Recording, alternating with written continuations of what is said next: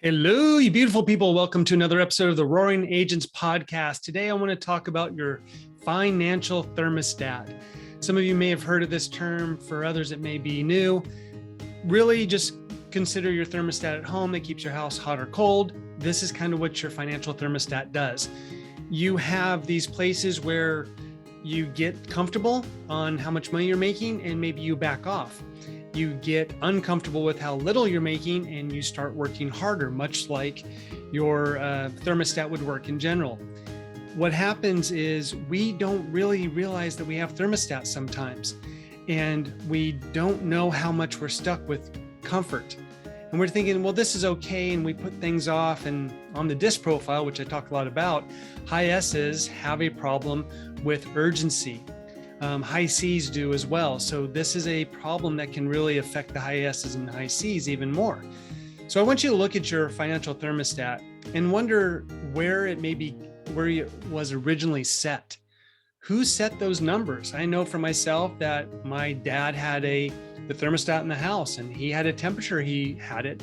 And I wonder how much the temperature of my house is created by what my dad liked back in the day, how much that affects me. And it is true that your financial thermostat is easily affected by your family and by those who you are around. I want you to look at how you perceive money in the first place. There are a lot of people who have negative connotations with wealth. And I talk to agents about, whether or not they want to get in the luxury market. And you'd be surprised maybe how often agents are like, I don't want to do luxury. Those people, they're just too demanding. They're mean, they're rude, whatever. No, I just want to work with, normal folk. And those rich people are crazy. So if they have this idea about rich people are crazy, how likely is their thermostat kind of low that it isn't going to allow them to have the wealth that they kind of dream about having? Because there's things that we want, but do we really, really want it? It sounds good. I mean, I'd love to win the lottery, but the truth is 96% of the people who win the lottery end up worse off than they were before they got the lottery, because it just becomes a huge hassle. So, if you believe that money is the root of all evil and any of these other negative things that come along with money, you're going to have trouble earning lots of money. And this is where, the big thing in my coaching is reality. We have to have a discussion about the reality. Sure, we need dreams and goals and all this, but if you don't know where you're at and where your thinking's at, you have no idea if this other thing's going to happen. And so if you have a negative connotation to money, you are not going to get to that high wealth dream that you may be thinking about if you want an island and all that, because it sounds like fun. But if you're going to self-sabotage, and that's what happens, is there's a self-sabotage to this thermostat. So if you want it cold, but your thermostat is set that it's going to kick on at 72 and heat it back up, it's not going to get cold. It's just going to keep doing that, and vice versa with the AC. So really identify with where you are with your family with money, and then where you see money outside of it. Now, on the other side is what happens is people get desperate and they get too low on money, wherever that thermostat is. Some people can handle making very, very little money, and other people can't. And kind of like me and my waist size,